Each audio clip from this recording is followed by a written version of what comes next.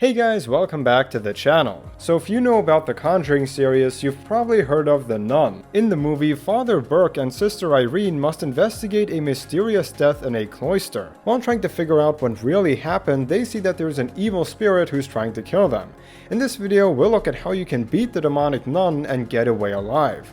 The movie starts at a Romanian convent called the Abbey of St. Carta in 1952. There we see two nuns going down a dark basement towards a door saying God ends here. The older one goes inside, and seconds later we see her bloody hand reaching out. She crawls out towards the younger one, telling her that she knows what she must do. Following her instructions, she runs off into another room and goes towards an open window. After asking God for forgiveness, she puts a noose around her neck and looks back one more time. We see that the door is now open and a dark figure slowly approaches. Seeing that she has little time left, she jumps off the building, hanging herself.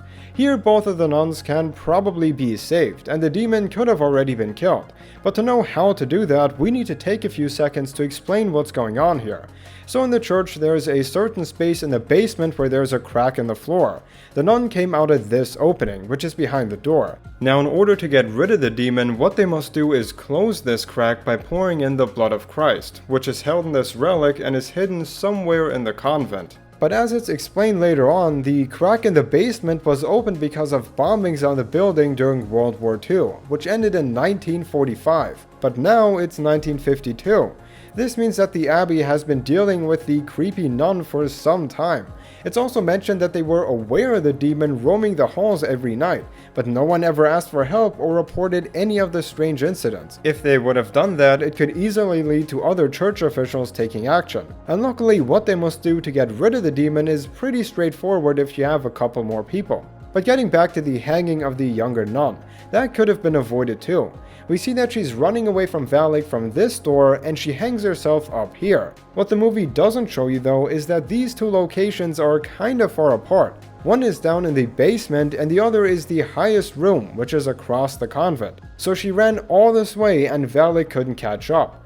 So she could have used the time it took to go to this room to instead run away from the convent. We see that the paranormal activity is concentrated around the Abbey, and it gets less and less the further you go out. And there's actually an exit pretty close to the basement. Simply running away is something that both of them could have done earlier that day, because there is no reason why they have to be in the basement to confront the demon right now. I also don't know why they waited until the middle of the night to do this. They can also go down here tomorrow.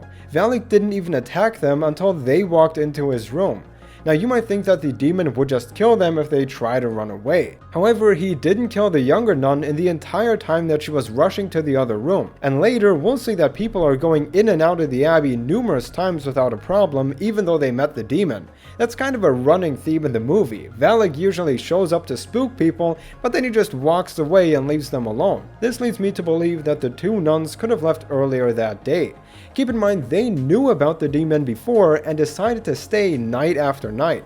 Anyways, after that we see Frenchy, a villager living nearby, making a delivery to the convent. There he sees the dead nun. This news goes all the way up to the Vatican, where a couple of church officials decide to recruit the help of Father Burke. They want him to investigate what's been going on here. They also tell him that he'll get the help of Sister Irene, who is a postulant, which is someone who isn't quite a nun yet. She'll tag along because she apparently knows the area very well. Father Burke then begins his journey and starts with meeting Sister Irene, but she reveals that she's never been there and will be just as lost as him. So already she doesn't have to come along. She was only chosen because she can maybe guide Burke, but that's not the case. This is probably the easiest way for her to avoid risking her life in the convent. She can not go. And if they make the right decisions later on, it doesn't make that much of a difference if she's there. But Burke convinces her to still come with him. They then go to Romania and to the village to Frenchy's house. He takes them to the convent with his horse, but when they arrive, the hanging body is no longer there. Frenchy tells him that he's hidden it in the ice room, which is where he can go inside to make deliveries without going through the main gate. After looking at the corpse, the group makes their way into the convent and goes into the first room. There they meet the Reverend Mother. Burke asks her about the death of the nun and what's been going on here, but she's totally lost. It seems like she didn't even know that someone died. Honestly, I don't think she's gone off this chair in the last 40 years. So she's being very cryptic and says that the two should stay the night and tomorrow they will get the answers they seek. As it gets late, Sister Irene and Burke go to where they'll sleep and Frenchy prepares to head home. On his way back, he goes through the woods around the castle. There he sees a nun walking around and Frenchy decides to follow her, but after turning a corner she disappears, yet he still wants to stop her. Shortly after, she attacks him looking like a demonic zombie. Luckily, he's able to push her aside and he walks away. I'll take that. Here there were a couple of mistakes made that could have avoided this situation. First of all, when Frenchy first sees the nun, there is no reason to follow her. It's not like she's in the way or he doesn't know how to get home. He even changes his direction to go towards her. I mean, you'd probably just think it's someone working who wants to be left alone, especially when she's completely ignoring him, walking the opposite way. Later on, when he's closer and she disappears into thin air, that should probably be the biggest sign that he should walk away, and here's why. All the villagers, including Frenchy, already believe that the convent is haunted. When Father Burke explains how he's been sent here to find out if the place is evil, Frenchy says, I can give you my opinion on that now, Father. Clearly insinuating that he already thinks that something's wrong here. So why would he follow this creepy dark figure in the middle of the night? It would be much easier to keep walking home. Later on, we see Irene and Burke going to sleep, but shortly after, he's woken up by a radio turning on and off by itself. Then he hears some noises and sees a little kid walking around. He follows him outside and sees that the boy is able to teleport. Burke decides to run after him into a graveyard where he again teleports a couple of times. Eventually, he sees the boy spitting out a snake. When it tries biting him, he falls into a coffin already placed in a grave. The hole then covers itself up and his only option is to pull a little string which rings a bell. This will alert people nearby, which in this castle in the middle of the forest at night isn't a lot of people. Here Father Burke unfortunately fell for all of the demon's tricks. However, unlike the people we usually see in horror films, he's supposed to be kind of the expert. He's done numerous exorcisms and has confronted evil spirits for years, so he knows the signs of a demonic presence and the dangers it carries. Therefore, he shouldn't follow it alone without any means to fight it. I mean, Burke notices the radio turning on and off. He sees a little kid alone at night teleporting all over the place, and he's being led into a graveyard. These seem like standard demonic occurrences, and there's no way that a kid accidentally walks into this building. Still, Burke, without any preparation, blindly follows the kid alone, even after seeing that he has supernatural powers. He can at least take Sister Irene with him. Then Irene wakes up in her bed and sees that Father Burke is not there. She walks into the prayer room where the demon appears behind her and chokes her for a few seconds, but then just leaves. One quick note here, and I'm just mentioning this because I was wondering about it throughout the whole movie, it's never really explained why the nun always scares everybody but never kills anyone. It's her goal to possess someone so that she has access to our world beyond the convent, but so far she could have possessed the older nun in the beginning, Sister Oana, Father Burke in the coffin, and Sister Irene in the chapel. None of them had any weapons and they were all outmatched by the nun, yet it lets each one of them go. But after being attacked, Irene walks outside and hears the bell ringing from the graveyard. Somehow she instantly knows that it's Burke. Noticing he's in trouble, she goes to his grave and starts digging him up. While she's doing this, Father Burke starts a lighter, and if you're in the same situation, which is very unlikely, don't do this because there is very limited oxygen down here. If he starts a flame that sucks up all the air, it's likely that it'll pass out soon, and it takes pretty long to dig 4 to 6 feet into the ground. So Burke looks around the coffin and out of nowhere, 2 hands begin grabbing his face. Luckily, when Irene digs into the coffin and puts a hole in it and they can see each other, the hands disappear. Here we get a pretty useful tip that will be helpful later on. When they walk off alone, it's much more likely that they get attacked by Valak, and when they're together, the demon can disappear. So in order to ensure survival and minimize the attacks, they should stay together in a group. Once Burke is out of the grave, he sees a bunch of books in it, which he thinks hold the answers to their questions. Then we cut to the next day as they walk past the bloodstain where the nun jumped out of the window. And going back in the morning is perhaps their biggest mistake. Each one of them, Frenchy, Irene, and Burke, saw that there is definitely an evil presence here. They could end all of this by just leaving and reporting back to the Vatican to get more help to tackle this thing. Burke said that it's possible for more people to come down here. That means that after they survive the nuns' attacks, they're done. They can go. Now I think the reason why Father Burke wants to do this alone is because he doesn't agree with how the Vatican handles these situations. And that would make sense if you're undertaking an exorcism on a person, as they could get hurt. There you want to be a lot more careful, but that's not the case here. So all they'd have to do is report back to the Vatican and let them handle this. And as we'll see, having more people who know what they're doing will be a big help. I mean, they barely survived the first night. While in the convent, Sister Irene meets Sister Oana. This is the same nun that died earlier. All of the people they see here don't actually exist. The Mother Reverend and all of the good nuns aren't really there. They're merely spirits that Sister Irene can see. The two could figure this out pretty easily if she wouldn't have to walk around here alone. And since they already saw a demonic presence in the castle, they shouldn't split up anyways. While this is happening, Burke is in the first room reading the books he got from the grave last night. But they saw that there's already something wrong with this place, so if he wants to read some books, he can do that anywhere else. He doesn't need to do it in the haunted convent. It would be much better if he were to follow Irene. As he's looking into the pages, the gate that leads inside the abbey suddenly closes. Before we find out what happens, we go back to Oana talking to Irene. She explains how the person that built this abbey back in the Dark Ages used it to summon an unspeakable evil from a gateway in the basement. Luckily, he was interrupted by Templars who stormed the castle and sealed the opening with the blood of Christ. And that should have been the end of it. Unfortunately, during World War II, the abbey was bombed, which opened the gateway once again. After this story, they're interrupted by a different nun who tells her that it's time for Oana to pray. She also sees that Irene isn't a nun, just a postulant. This means that she can stay in the convent as it's reserved for the nuns only, but Oana informs them that the gates to get out of the convent have closed for the day, so she cannot leave. By the way, they're referring to the same gate that Father Burke saw closing. But there's still something she can try. When they first arrived, Frenchy took them to the ice room, which is before the entrance and leads into the building, and there wasn't any lock on the door, so they could leave through that. Since Irene knows about the ice room, she can ask if there isn't a way through there. What's even stranger is that the nuns themselves didn't tell her about this. They must know the abbey inside and out, as it's where they spend the entire day. So they must know about this alternative exit. So Oana brings Irene to another bedroom in the castle and locks the door. Then we see Burke, who's still in the hall with his books. While he's reading about the Valak demon, he's interrupted by the Reverend Mother suddenly speaking up. By the way, he was there for a few hours, so she sat there silently the entire day. He talks to her and asks what's really going on, but the woman only says that Sister Irene is already lost. It's too late, Father. Sister Irene is lost.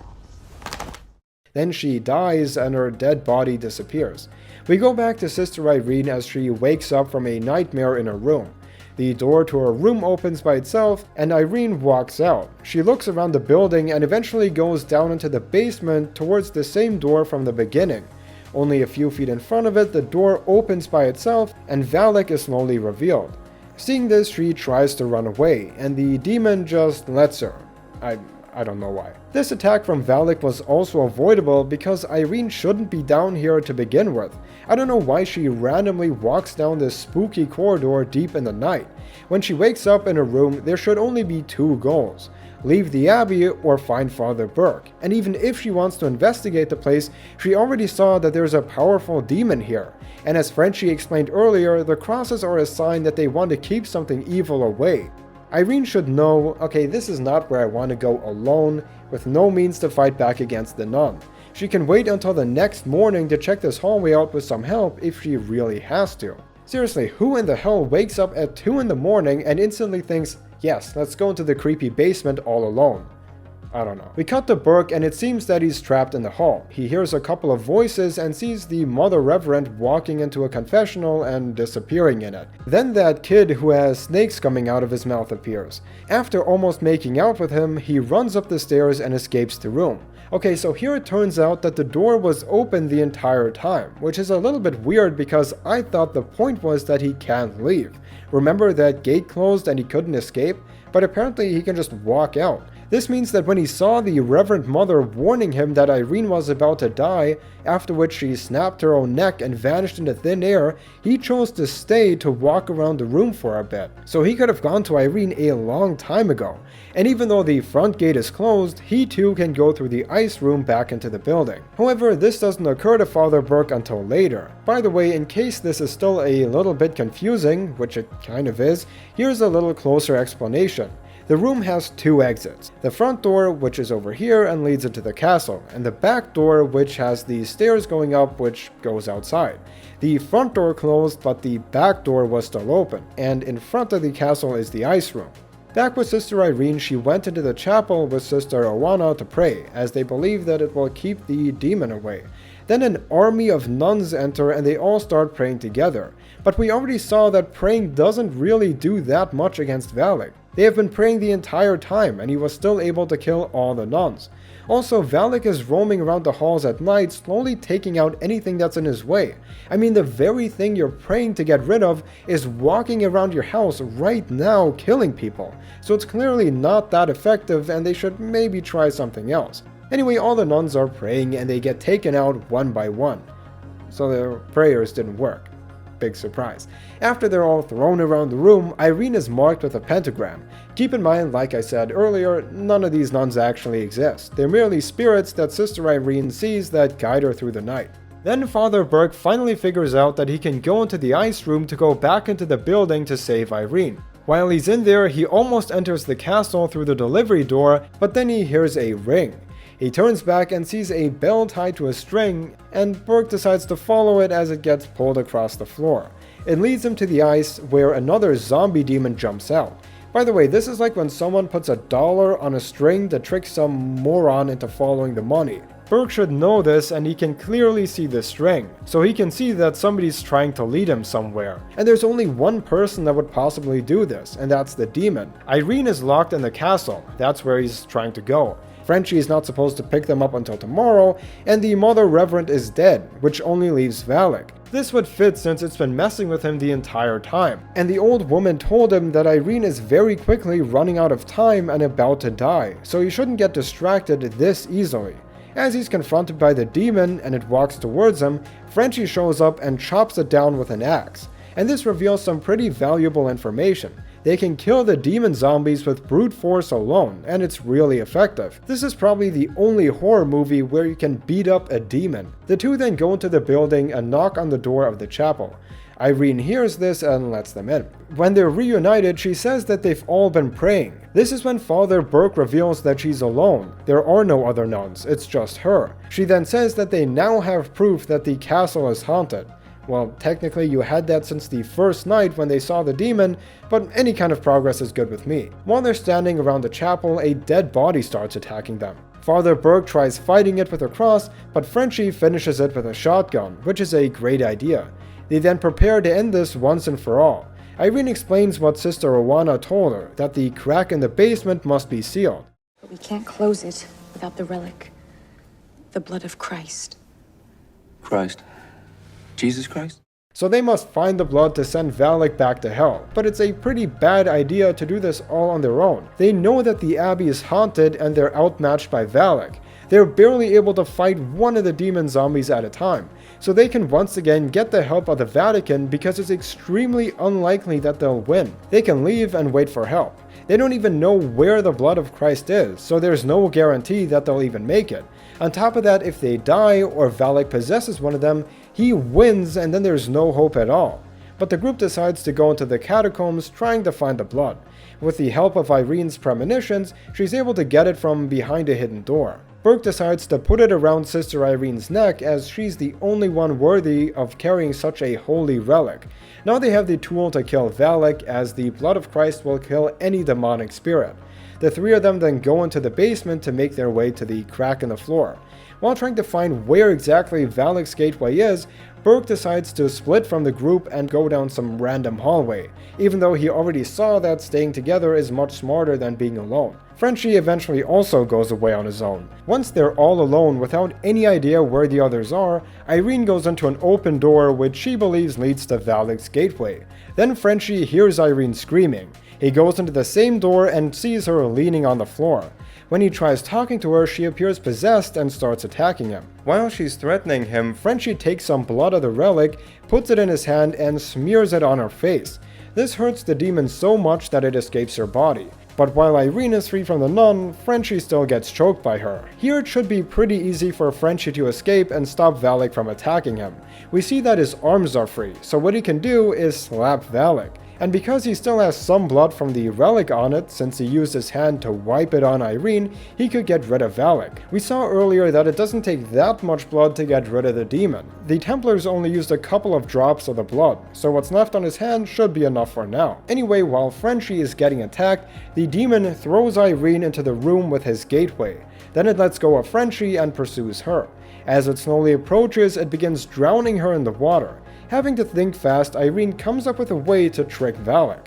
She puts the blood of the relic in her mouth and pretends to be dead. When Valak lifts her up... Why does he lift her up? That's...